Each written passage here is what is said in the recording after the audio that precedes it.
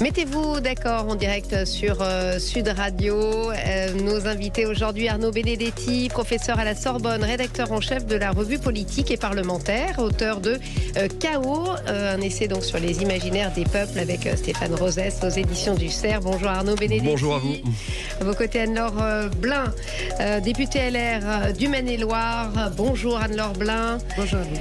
Également avec nous dans ce studio, Lounès Hadjroud, adjoint à la mairie de Châtillon et porte-parole du PS. Bonjour Lounès Hadjroud. Bonjour. Et puis enfin Gaëtan Dussauceil, porte-parole du RN. Bienvenue Bonjour à tous. Et on commence avec vous, Lounès Hadjroud, votre coup de cœur. Ça fait du bien un peu des coups de cœur quand même, pas parler toujours de mauvaises nouvelles. La baignade est bientôt possible dans la Seine, c'est ça ? Exactement. C'est la maire de Paris qui l'a annoncé hier, donc au lendemain des JO. Il y a 3 points dans la Seine, donc un à côté d'ici, à Grenelle, entre le quai et la statue miniature, la statue de la Liberté miniature, Pont-Marie dans le centre de Paris et sous le pont de Bercy, si j'ai bien compris. Donc ces 3 points-là devraient être accessibles à la baignade au lendemain des JO, dès 2025. C'est un engagement historique de tous les maires de Paris. À ma connaissance, je ne crois pas qu'il y en ait un qui ait dérogé à cet engagement mythique. Et c'est plutôt, je trouve, une bonne chose, un bon signal de montrer qu'on peut aussi améliorer la qualité environnementale de nos espaces. Et la Seine fait partie de Paris. Moi, le jour où c'est baignable, en tout cas au public, évidemment que j'irai. Et je trouve que c'est un espace public que l'on rend aux Parisiens, évidemment protégé, surveillé. Ça existe dans beaucoup de villes qui bénéficient d'un fleuve en leur sein. Et je trouve que c'est plutôt une bonne chose que de le faire. Et puis comme on dit que je prends toujours des coups de gueule, j'ai trouvé Comment on fait pour rendre baignable? Ben oui. Alors ça a été de lourds investissements publics sur le traitement des eaux, sur un travail sur les branchements des péniches, les rejets d'eau usée qui avaient parfois pas de séparateur entre les eaux usées et les eaux pluviales. C'est tout un travail de traitement de l'eau dans les centrales de traitement du Siap. Donc ça a été beaucoup d'investissements publics depuis 2016.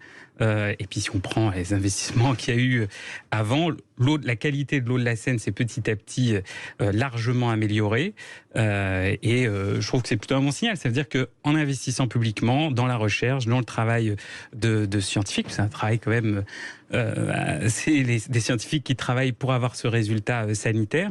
On arrive à avoir des résultats qui impacte notre quotidien et notre environnement. environnement. Vous avez l'air un petit peu sceptique. Vous n'iriez pas faire votre brasse avec Lounès Non, j'avoue que je ne suis pas tentée et j'avoue que j'ai entendu ça quand j'étais chez moi à la radio. J'ai trouvé ça un peu surprenant comme initiative, parce que je pense qu'un maire de Paris a une autre préoccupation que de vouloir absolument rendre la Seine propre.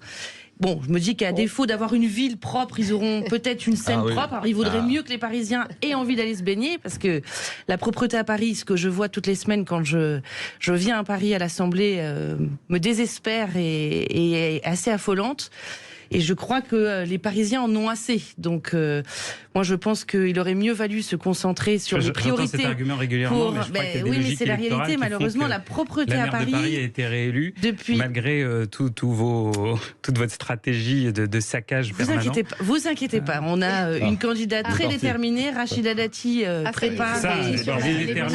Oui, Rachida Dati est plus que déterminée et travaille là-dessus. Mais en tout cas, sur la propreté, je pense que le bilan d'Anne Hidalgo n'est pas si positif que vous semblez dire, mais je comprends bien que vous défendez. Juste un petit point. Je ne rentrerai pas dans ce débat entre la majorité municipale et son opposition, même si ce ne sont pas des représentants de la majorité municipale et de l'opposition municipale en tant que telle, mais ils font leur porte-parole. Mais je me souviens que Jacques Chirac, je crois, quand il était maire de Paris, dans les années 80, donc c'était fin des années 80, début des années 90, avait promis lui-même de rendre la Seine à nouveau propre pour la baignade. Donc voilà, son vœu a été exaucé. C'est un petit clin d'œil. Voilà.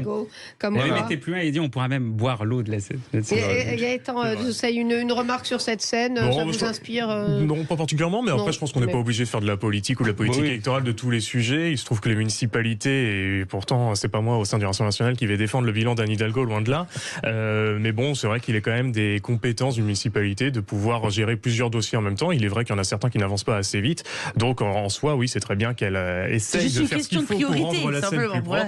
Il serait très bien qu'elle rende en effet les rues plus propres. Je suis d'accord avec vous, mais on n'est pas obligé de tout politiser systématiquement. Je politise pas, c'est factuel. Moi, je dis simplement qu'à défaut de rendre une ville propre, si on ne devait gérer qu'une priorité à la fois, nos villes tourneraient au ralenti.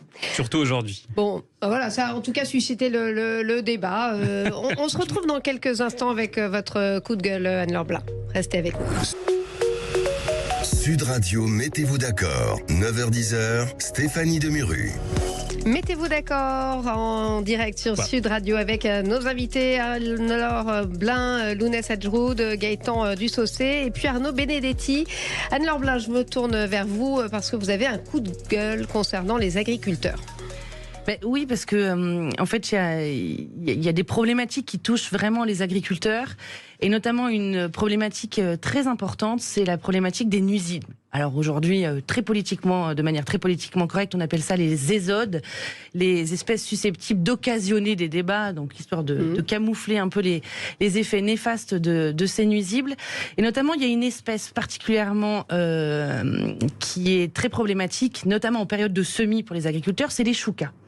Les choucas des tours, alors c'est vrai que quand on est à la ville, on connaît peut-être difficilement les choucas, mais les choucas sont des espèces qui sont... Moi, je viens de la campagne, je connaissais pas les choucas. Non plus. Après, c'est selon les zones de campagne, mais toutes les zones ne sont pas touchées. Dans le Maine-et-Loire, nous sommes touchés et ça pose vraiment des problématiques, parce que les choucas, contrairement aux corbeaux ou aux corneilles, par exemple, sont des espèces qui sont protégées. Et donc, pour éradiquer les choucas, il faut demander une autorisation de prélèvement. Oui, ça vous semble peut-être un peu lointain, mais je vous assure qu'à la campagne, ça nous parle. Et les agriculteurs sont vraiment touchés par ça, parce que ça met véritablement en danger leur activité professionnelle et plus largement notre question de souveraineté alimentaire. Et moi, j'ai voulu poser des questions au ministre de la Transition énergétique pour savoir ce que l'on pouvait faire pour éradiquer ces espèces nuisibles.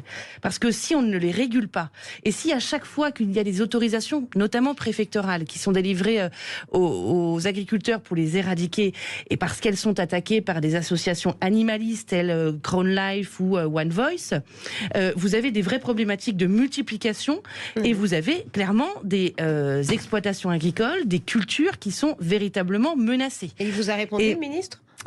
Non, malheureusement, il a préféré aller prendre un petit déjeuner avec une autre personnalité au moment de l'examen de cette semaine de contrôle à l'Assemblée. Et c'est vraiment une problématique, moi, sur laquelle j'attire à la fois le ministre de la Transition énergétique, le ministre de l'Agriculture, parce qu'il y a des vraies conséquences directes. Et face à cela, les agriculteurs sont complètement livrés à eux-mêmes et ne savent plus quoi faire. Donc, c'est pour ça que moi, c'est un vrai coup de cœur pour nos agriculteurs qui se démènent au jour le jour, mais les épouvantails, les canons ne servent plus aujourd'hui suffisamment à éloigner ces espèces nuisibles, donc notamment ces choucas des tours. Et donc il faut véritablement avoir une politique publique très ambitieuse, de manière à ce qu'en matière d'éradication des nuisibles, on soit sans ambiguïté et qu'on aille vraiment jusqu'au bout avec une vraie logique de protection de nos agriculteurs, de notre agriculture, dans une visée de protection de souveraineté alimentaire. Donc voilà, c'est un petit message que je voulais délivrer ce matin, parce que c'est très peu connu et les agriculteurs ont véritablement besoin qu'on fasse remonter cette problématique, qui les touche vraiment au plus près et au quotidien. On espère qu'ils auront entendu ce message, en tout cas, Anne-Laure Blin. Gaëtan Dussaucé, je me tourne vers vous pour votre coup de cœur. Pour vous, c'est étonnant, Fabien Roussel, vous avez un coup de cœur pour Fabien Roussel aujourd'hui. Tout à fait, comme quoi on n'est pas finalement si sectaire que ça au sein du Rassemblement national. Porte-parole du RN, effectivement. Donc oui, petit coup de cœur pour Fabien Roussel, le patron du Parti communiste français et l'ancien candidat à l'élection présidentielle, qui, lors d'un déplacement dans l'Aisne, a déclaré que pour lui, la NUPES était dépassée. Et alors, je me réjouis de voir qu'il y a encore parmi un certain nombre de personnalités, et de grandes personnalités de la gauche française, il y a des gens qui ont un peu cette clairvoyance et un peu cette raison de dire qu'en effet, la France insoumise est allée trop loin par l'attitude d'un certain nombre de députés, notamment pendant le débat autour de la réforme des retraites, trop loin dans les positions qui ont été celles d'un certain nombre de cadres, encore une fois de la France insoumise, au moment des émeutes qui ont frappé la France durant plus d'une semaine. Donc je suis content de voir qu'il y a des personnes qui sont capables de concevoir, comme un grand nombre de Français d'ailleurs, qui je pense ont pu voter et faire élire d'ailleurs des élus de la France insoumise au sein de l'Assemblée nationale, mais qui aujourd'hui doivent très certainement regretter un petit peu, puisque la France insoumise est devenue complètement irresponsable et choque un grand nombre de monde. On a vu un certain nombre de déclarations, notamment des cadres qui se refusaient à condamner les violences et appeler au calme au moment des émeutes. On se souvient de cet élu député qui jouait avec la tête d'un ministre en guise de ballon de foot. Donc je pense qu'il est très bien de voir enfin on va dire des grands personnages de la gauche se réveiller et mettre en garde face à ça. J'espère juste que les actes suivront aux déclarations et que donc ces alliances qui ont été faites de manière un peu artificielle il fut un an, eh bien seront peut-être revues, que les copies seront revues par toutes celles qui sont aujourd'hui, et toutes ces personnalités qui sont aujourd'hui choquées par l'attitude de la France insoumise. Je me tourne logiquement vers vous, Lounès Hadjroud, évidemment. Vous êtes le représentant du Parti Socialiste ici, un porte-parole d'ailleurs du Parti Socialiste adjoint à la mairie de Châtillon. Qu'est-ce que ça vous inspire? C'est vrai que c'est un petit peu le sparadrap du capitaine Haddock, là, la France insoumise, pour les socialistes, les communistes aussi, qui commencent à être un petit peu embarrassés peut-être. Écoutez, on va pas faire semblant. Il y a des désaccords qui existent sur les modes d'expression, sur les mots que l'on utilise, et parfois même de position. Est-ce que cela fait que l'on est diamétralement opposé sur toutes les questions sociales, de transformation de la vie publique et économique? Je crois qu'on a encore beaucoup de choses qui nous rattachent à cette famille de la gauche, et je ne crois pas que l'ensemble de la France insoumise soit à jeter. Voilà. Mais ils vous ont pas choqué pendant cette séquence d'émeutes? Il y a eu quand même des choses je crois que le premier discutable.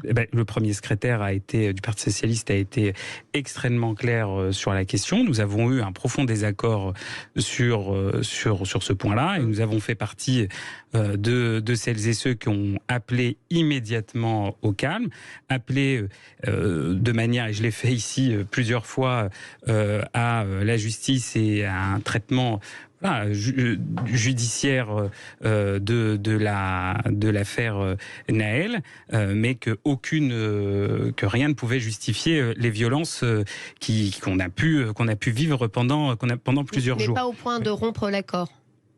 Écoutez, moi je pense que ça ne va pas jusqu'à rompre l'accord. Voilà. Non. Donc c'est que vous assumez leur position. Vous voyez, hier... Écoutez, est-ce que vous assumez la position du Front National dans la mesure moi, je suis député Les Républicains.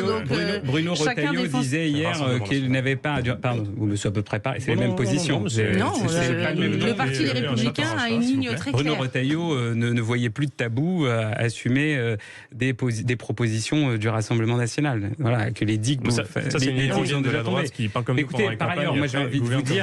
Moi, j'assume parfaitement. En même temps, s'il vous plaît, parce qu'on va pas vous. Par ailleurs, moi, j'ai envie de vous dire, j'assume parfaitement l'union, la NUPES qui a été créée dans le cadre des élections législatives de 2022.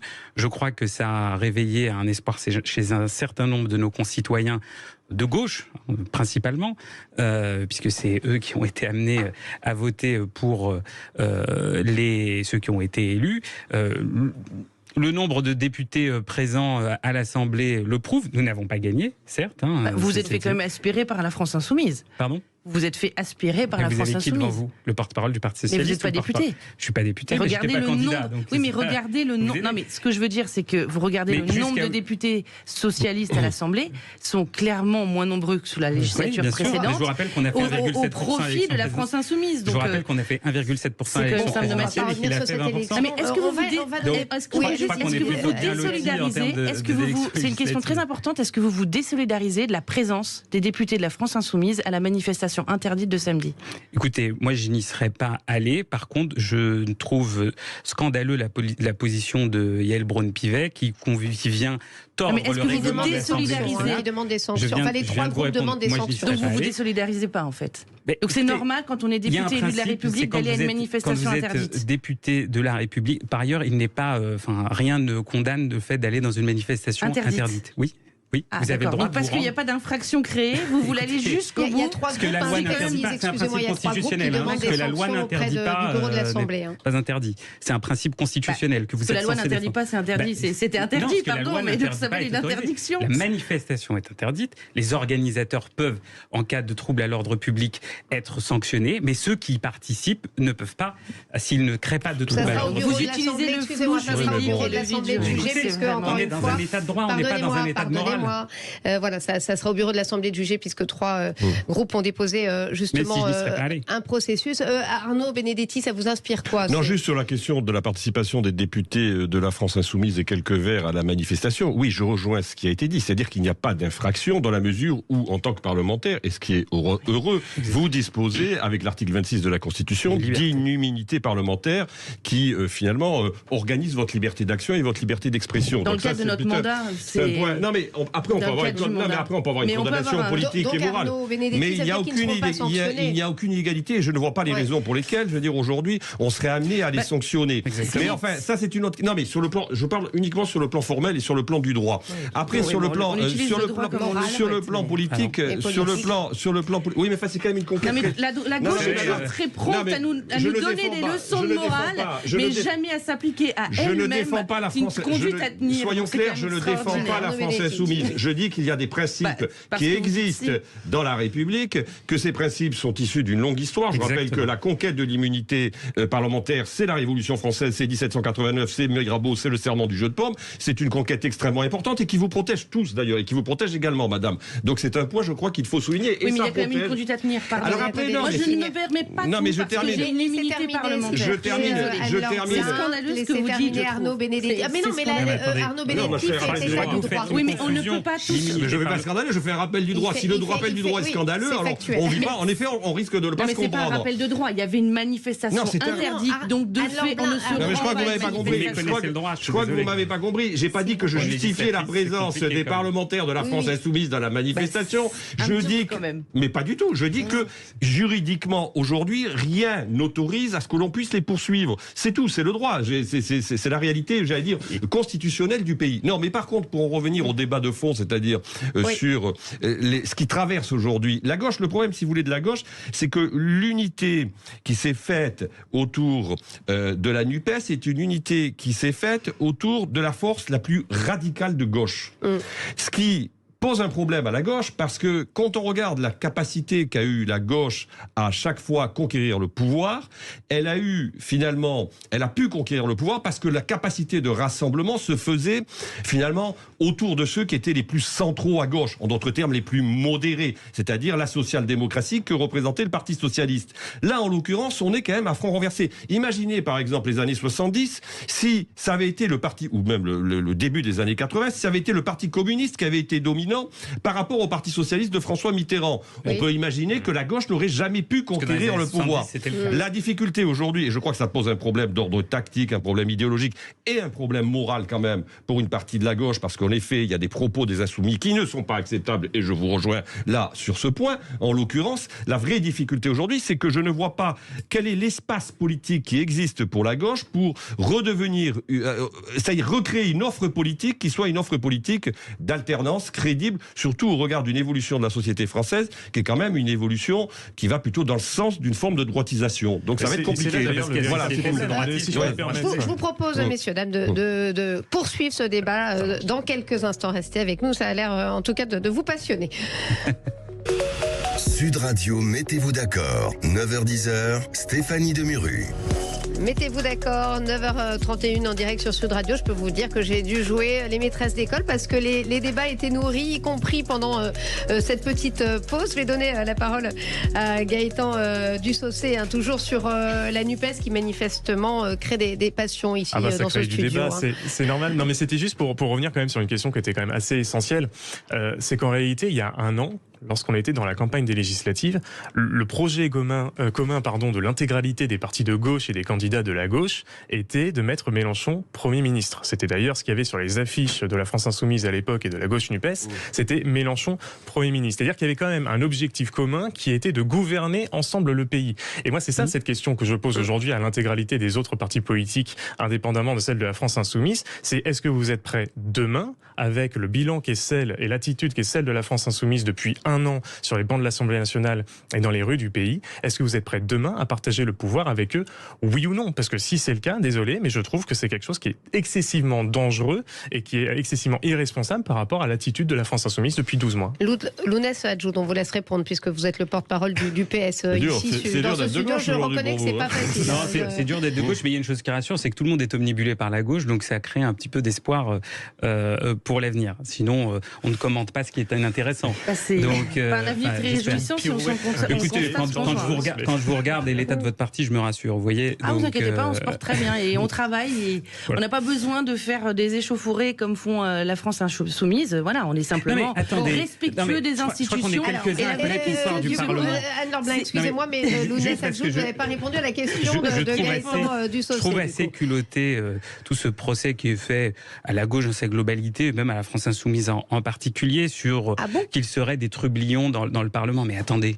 Non, mais la question est simple. Est-ce que vous vous désolidarisez, oui ou non, de la France Insoumise? Vous n'êtes pas la journaliste, donc vous ne me posez pas la question. J'ai l'impression que vous voulez prendre ma place, Je vous laisse le studio. Moi, j'ai vécu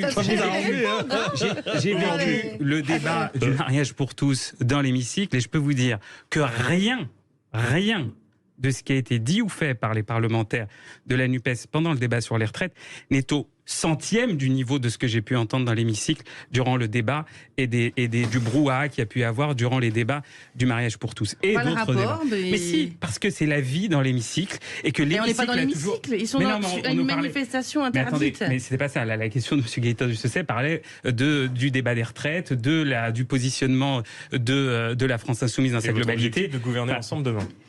Et oui, écoutez, je pense qu'il serait complètement irresponsable de dire à nos concitoyens plutôt à gauche que le Parti socialiste aujourd'hui, qui a fait 1,7% à l'élection présidentielle, qui a 30 députés, donc quand même un ratio de réussite plutôt positif, énormément d'élus locaux, gouvernerait tout seul. Ça serait mentir. Donc vous alliez avec l'extrême gauche, c'est établi. Par ailleurs, le Parti socialiste n'a jamais gouverné. C'est ça qui est magique dans le débat français. C'est que la gauche et l'extrême gauche peuvent gouverner ensemble dans la grande indifférence. A gouverné en 95 avec les communistes, avec les Verts. Voilà. D'accord, mais aujourd'hui, nous avons toujours gouverné avec la gauche. Alors, parfois, avec l'extrême gauche, c'est plus précis. Mais aujourd'hui, je crois qu'il y a quelques années, Jacques Chirac disait que le Parti communiste était l'extrême gauche. Moi, la seule chose que aujourd'hui, il soit devenu le chantre de tout le monde. C'est qu'aujourd'hui, soyez cohérents. Si vous le permettez, aujourd'hui, au sein même de votre propre camp de la NUPES, vous avez des personnalités comme Fabien Roussel qui disent, en fait, si on continue avec Jean-Luc Mélenchon, si on continue avec la France Insoumise, on va droit dans le mur, et qui essaye de proposer une autre alternative. Moi, ce que j'en retiens, c'est qu'a priori, le porte-parole du Parti socialiste que vous êtes dit, je préfère continuer avec Mélenchon que d'essayer d'ouvrir une autre alternative à gauche qui pourrait être un peu plus responsable et raisonnable. Écoutez, Jean-Luc Mélenchon n'est pas candidat à l'élection présidentielle de 2027. On est d'accord.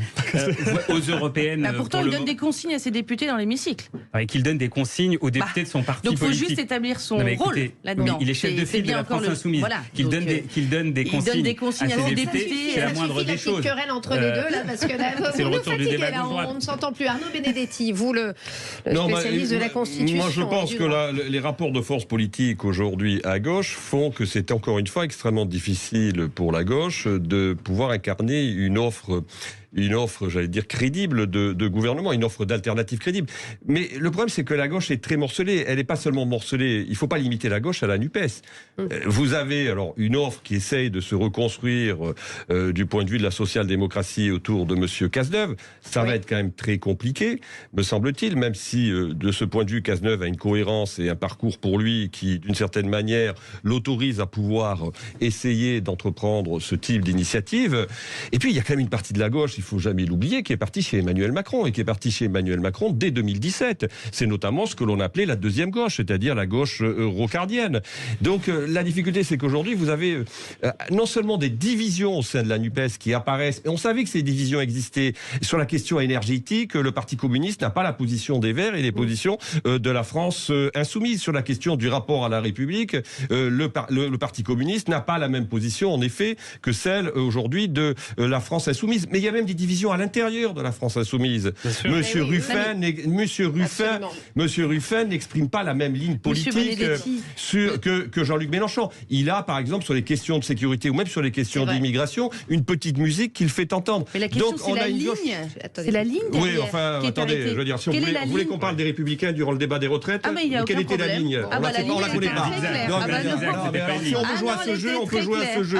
Non, moi je ne connais pas la ligne des LR aujourd'hui. Je ne connais pas la ligne des LR entre ceux qui veulent gouverner avec Emmanuel Macron, ceux qui veulent être dans une opposition déterminée, ceux qui sont entre les deux. Ceux qui sont entre les deux. Je termine, madame. Ceux qui sont entre les deux, je veux dire, en fonction des textes. Donc la ligne politique des LR ne me semble pas beaucoup plus claire que la ligne politique de la gauche. Ça, c'est la désinformation de la gauche, mais moi, la question, c'est que la gauche soit morcelée. C'est une chose. Vous avez voté de manière homogène, madame. Quelle ligne pour la gauche? Madame, vous avez voté de manière homogène lors de la réforme des retraites. Est-ce que vous avez voté de manière homogène lors de la réforme des retraites? Il n'y a pas eu de vote, pardon, mais il n'y a pas eu de vote. Vous avez exprimé des Il n'y a pas eu de vote. La motion de censure. La motion de censure, la majorité des députés n'a pas voté la motion de censure. Donc je termine. Il y a en effet, il y a des divisions à gauche comme il y a des divisions à LR, en l'occurrence. Et d'ailleurs, c'est ce qui rend finalement la tâche aujourd'hui d'Emmanuel Macron un peu plus facile. C'est que il est certainement minoritaire dans le pays, mais sauf qu'il est face à des oppositions qui mathématiquement, arithmétiquement sont majoritaires, mais qui sont totalement inconciliables aujourd'hui entre elles. Et c'est ce qui fait la force d'Emmanuel Macron. Et c'est ce qui explique vraisemblablement aussi sa réélection en 2022. Et la difficulté dans laquelle il se retrouve avec une assemblée qui est une assemblée sans majorité. Juste pour rebondir sur ce que vous venez de dire, l'opposition irréconciliable, ça vous sentez visé au porte-parole du RN? Oh non, mais en fait, opposition irréconciliable. Inconciliable. Force est de constater qu'on ne va pas faire de gouvernement commun avec Jean-Luc Mélenchon et la NUPES, sauf si vraiment c'était le verdict des urnes et la volonté des Français. Non, mais force est de constater que pour l'instant, c'est pas le temps. Non, nous, ce qu'on appelle, c'est évidemment au rassemblement et à la constitution d'une majorité alternative. On a vu qu'on a réussi à créer la surprise il y a un an en faisant élire 89 députés au sein de l'hémicycle. C'était une première et un record pour notre mouvement du Rassemblement national. Et on sait très bien aujourd'hui, dans l'intégralité des enquêtes d'opinion, mais aussi dans la cohérence des projets politiques qui s'affrontent et se confrontent, que c'est le Rassemblement national et Marine Le Pen qui incarnent l'alternance à Emmanuel Macron. Et c'est pour cette raison qu'on se prépare d'ailleurs à exercer le pouvoir d'ici 4 ans et qu'on invite tous ceux qui veulent y participer et qui ont à cœur de défendre notre pays et nos compatriotes, à nous rejoindre, quelles que soient les étiquettes politiques ou les engagements passés. Drôlement silencieux pendant les émeutes, hein. Oh, désolé, pour le coup, Marine Le Pen, elle a fait une allocution, Marine Le Pen a fait une allocution qui a été vue et visionnée plus de 5 millions de fois. Je crois que c'est des scores que vos cadres politiques n'ont jamais réussi à atteindre sur les réseaux sociaux. Il y a eu 8 interventions de Jordan Bardella sur les plateaux télé. Je peux vous citer les déplacements à Gennevilliers, à Nanterre, à Montargis. Alors si ça, c'est être silencieux, désolé, mais j'ai du mal à vous comprendre. Très bien. Alors, on se tourne vers Arnaud Benedetti pour votre coup de gueule. Oui, alors c'est un coup de gueule. Peut-être qu'on sera tous d'accord en l'occurrence. C'est que, vous voyez, c'est une députée de la France insoumise qui m'a quelque peu irrité lors d'une de ses déclarations. Alors, bon, on a beaucoup parlé de Pape Ndiaye ces derniers jours, mais Pape Ndiaye, je ne reviendrai pas sur la polémique concernant CNews et concernant Europe 1, mais Pape Ndiaye a annoncé que son ministère réfléchissait à la façon dont on allait relever le niveau d'exigence en matière d'orthographe, dans les corrections de copies, en matière d'orthographe. Moi, je trouve que c'est une bonne mesure. Oui. Il se trouve que j'enseigne à l'université, que je corrige des copies, et c'est vrai que je suis obligé de constater clairement depuis un certain nombre d'années un recul de l'acquisition des fondamentaux, à la fois sur le plan syntaxique, grammatical et orthographique. Donc je trouve que c'est plutôt une bonne mesure. Maintenant, reste à savoir comment elle peut être évidemment mise en place, en l'occurrence. Mais j'entendais hier une députée de la France Insoumise, Madame Clémence Guettet, pour ne pas la citer, qui a considéré que cette proposition du ministre de l'Éducation nationale constituait l'énième illustration du caractère répressif vis-à-vis de la jeunesse, de l'exécutif. Là, je dois dire que les bras m'en sont tombés, parce que je ne vois pas en quoi, finalement, permettre à des jeunes d'acquérir les fondamentaux de notre langue, dont je rappelle quand même que l'usage de la langue de manière correcte, c'est un instrument à la fois d'égalité et d'assimilation, en tout cas pour ceux qui sont là depuis récemment en France. Je ne vois pas en quoi, finalement, faire respecter les codes de la langue française peut être constitué comme une contrainte de type répressif. Là-dessus, il faudra quand même qu'on m'explique, c'est extrêmement compliqué. Quand on regarde les classements PISA de l'OCDE, qui sont quand même des classements qui objectivent aujourd'hui justement le travail d'acquisition des élèves. La France est très mal classée. La France est très mal classée. Et tout ce que l'on vit en France, en partie, qu'on le veuille ou non, est lié au déclassement de notre système éducatif. C'est un vrai sujet qui est un serpent de mer depuis maintenant plusieurs décennies. Mais relever le système éducatif, c'est d'abord permettre aux élèves, quand ils sortent du primaire, de savoir lire et de savoir écrire en faisant le minimum de fautes d'orthographe. Ça me paraît l'essentiel. L'école est là pour apprendre un certain nombre de règles. L'apprentissage, c'est absolument essentiel. Dire aujourd'hui que contraindre par l'apprentissage, c'est d'une certaine manière avoir une action répressive vis-à-vis des jeunes, alors là, pour le coup, je trouve que c'est complètement être à côté, finalement, de ce que l'on attend d'un député, de ce que l'on attend d'un responsable politique. Bon, moi, je ne suis pas un partisan, surtout, de M. Ndiaye, mais là, en l'occurrence, sur cet aspect-là, il a parfaitement raison. Je sens que tout le monde va vouloir réagir. On se retrouve dans quelques instants. Anne-Laure Blin a failli démarrer. J'ai parlé avant, heureusement pour moi. On se retrouve dans quelques instants. Sud Radio, mettez-vous d'accord. 9h-10h, Stéphanie Demuru. Une émission qui porte très mal son nom aujourd'hui parce qu'on n'arrive pas à les mettre d'accord, ses invités, Arnaud Benedetti, Anne-Laure Blin, Lounès Hadroud et Gaëtan Dussaucé. Vous aviez envie de réagir, chers amis, au coup de gueule d'Arnaud Benedetti, qui nous parlait de la déclaration d'une députée insoumise qui voit dans l'orthographe et le niveau de relèvement d'exigence des copies comme un outil de répression, cette proposition de Papendaï de relever le niveau de l'orthographe. Allez, Lounès Hadroud, je vous laisse la parole, puisque c'est vos copains, là, c'est décidément, voilà, ça, c'est votre fête aujourd'hui. Non, mais c'est un vieux débat. C'est un petit peu bizarre, au-delà cette histoire de répression. La caricature du débat qui peut exister, c'est un vieux débat qui existe sur la question de la complexité de l'orthographe française et de cette difficulté d'assimilation par un grand nombre de nos concitoyens et qui peut générer parfois certaines inégalités. Après, pour ma part, je crois que c'est la position historique du Parti socialiste, c'est plutôt d'aller chercher les élèves et de les mener vers un meilleur niveau et une acquisition des savoirs élémentaires, lire, écrire et compter. Si vous avez oublié de compter. Oui, j'avais oublié de compter. C'est très important, surtout aujourd'hui. Et je crois que toutes les politiques publiques doivent mener vers ça. Et c'est le rôle d'ailleurs de Papendaï. Il ne peut pas dire autre chose.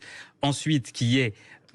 Je pense que le propos de Clémence Guettet, si on le pousse plus loin, c'est un débat sur la question des règles orthographiques françaises qui date pas de Clémence Guettet ni de la France insoumise. C'est un débat vieux comme l'orthographe et la grammaire, voire même vieux comme l'Académie française, sur l'évolution des règles orthographiques et la difficulté. Elle parle d'outils de répression quand même. Non mais par ailleurs, on prenait les classements PISA. Effectivement, on a une langue qui est plus difficile à assimiler pour les locaux, j'ai envie de dire, pour ceux qui naissent, que d'autres langues, qui ont moins de règles, qui ont moins de contraintes grammaticales et orthographiques. Inévitablement, ça a un impact sur les capacités à avoir un savoir parfait. Oui, enfin bon, il y a des générations de petits Français qui ont appris le français. Je vous invite à regarder les copies du certificat d'études il y a 70 ans et les copies du bac aujourd'hui. Je ne vois pas pourquoi, si vous voulez, par le passé, les petits Français pouvaient acquérir, avec difficulté certes, mais avec un rendu qui était parfait, l'écrit et l'orthographe et la syntaxe, et pourquoi ils ne le seraient plus aujourd'hui? Parce qu'il y a eu aussi, enfin, il ne faut pas se mentir, il y a aussi une massification de l'enseignement scolaire, de l'accès à l'école. Le certificat d'études, c'était tous les enfants. Je suis d'accord, mais on n'était pas au même niveau de nombre d'élèves par classe. Il y a aussi une question de moyens. C'est-à-dire quand vous mettez 35 élèves devant un enseignant, inévitablement, il n'a pas la même capacité à aller apprendre à ses élèves de la même manière que lorsqu'il y en avait 20 ou même 25. Et ça, c'est une réalité. Il suffit d'échanger avec les enseignants pour savoir que c'est une difficilité qu'ils ont au quotidien. Non, mais ça, c'est certain. C'est certain, il y a des difficultés. Il y a une vraie difficulté structurelle inhérente à l'éducation nationale. D'ailleurs, il n'y a même pas de direction des ressources humaines au sein de l'éducation nationale. Donc, il y a une vraie mauvaise gestion des personnels dans leur ensemble de l'éducation nationale. Mais en réalité, c'est une démission de l'État. C'est un manque d'exigence de l'État qui a conduit à cette baisse de niveau et à ces classements qui sont de pire en pire chaque année. Et Monsieur Benedetti, vous posiez la question de savoir pourquoi l'orthographe était vue par la France Insoumise, par la NUPES dans son ensemble, comme un outil une députée, Arrêtez, je ne veux pas me faire l'avocat de la NUPES. C'est pas du tout ma sensibilité. C'est ce qu'elle a dit, mais sincèrement, je veux bien prendre le pari qu'un certain nombre de ses collègues se retrouveront dans ses propos. Donc voilà, je prenais peut-être un peu de risque, mais quand même très modéré. Oui, vous affirmiez que c'était dans son ensemble. Ce qui est certain, c'est qu'aujourd'hui, il y a une vraie logique de gauche et d'extrême gauche de déconstruction. Et l'orthographe est vue comme un carcan. Et quand vous mettez en parallèle leur volonté de déconstruction de la langue française avec leur militantisme très prompt à défendre l'écriture inclusive, on en arrive dans cette idéologie jusqu'à l'orthographe. Donc c'est ça qui est dramatique. Moi, j'ai déposé une proposition de loi que j'ai donnée à co-signer à tout le monde à l'Assemblée nationale. J'ai ouvert ma proposition de loi visant à redorer le rôle de l'Académie française et à interdire purement et simplement l'écriture inclusive. Je n'ai aucun co-signataire de gauche et d'extrême gauche sur ma proposition de loi. Donc la réalité, c'est qu'aujourd'hui, ils ne veulent pas défendre la langue française. Et plus globalement, et on le voit, l'actualité nous le montre, c'est la France qu'ils ne veulent pas défendre. Donc c'est un vrai problème. Sur lequel il ne faut pas lâcher. Et sur lequel Papendia lui-même est démissionnaire. Je vous promets, je fais très vite. Juste pour abonder dans votre sens, c'est vrai qu'en plus, l'écriture inclusive rajoute un facteur de complexité dans l'acquisition. C'est pour ça qu'il faut purement l'interdire. Donc, en effet, il y a des a priori idéologiques derrière. Gaëtan Dussaucé. Oui, non, juste pour reprendre un peu sur tout ce qui a été dit. Bon, évidemment, moi, j'irai pas jusqu'à incriminer l'ensemble de la gauche ou de la gauche radicale pour le coup, puisque là, on a pris l'exemple d'une Clémence Guettet, mais moi, j'ai juste relevé après une autre candidate de la France Insoumise qui en plus est passée par Sciences Po. Sciences Po Strasbourg, Madame Lou Toussaint, et qui avait déclaré pareil sur l'orthographe que la bonne maîtrise de l'orthographe est un privilège, je cite, bourgeois, blanc et valide. Donc, ça montre toujours un petit peu l'esprit un peu tordu de certaines personnes. Mais non, plus généralement, quand même, il y a une question qui se pose, c'est est-ce que le niveau en termes d'orthographe, d'expression orale et écrite a baissé? De fait, oui. Est-ce qu'il faut considérer que la forme est secondaire par rapport au fond et que finalement, à partir du moment où l'élève arrive à exprimer son idée ou son opinion, eh bien, on se fiche un petit peu de savoir s'il le fait dans les règles? Évidemment que non, parce qu'en réalité, quand vous maîtrisez bien une expression orale et écrite, en fait, vous apportez de l'attention à bien vous exprimer et vous faites attention aux choses. Et ça, c'est quelque chose qui vous permet ensuite d'être beaucoup plus rigoureux et donc d'être beaucoup plus exigeant sur l'ensemble de votre quotidien. Eh bien, on vous aura mis d'accord. C'est vrai qu'il faut avoir quand même, il faut rétablir l'école dans son rôle d'émancipateur, dans le rôle d'ascenseur social aussi au sein de notre société. Mais pour ça, encore faut-il s'en donner les moyens. Nous avions proposé évidemment un renforcement du personnel éducatif. On avait proposé aussi de rendre plus attractif la profession d'éducateur et évidemment un retour fondamentaux ont proposé le fait que 50% du temps scolaire à l'école primaire soit accordé à l'enseignement et à l'apprentissage du français. Sur cette note d'accord que nous terminons cette émission. Merci à vous Arnaud Benedetti, Anne-Laure Blin, Lounès Adjoud et Gaëtan Dussaucé. Merci à vous. On se retrouve dans quelques instants pour Déjà en cuisine.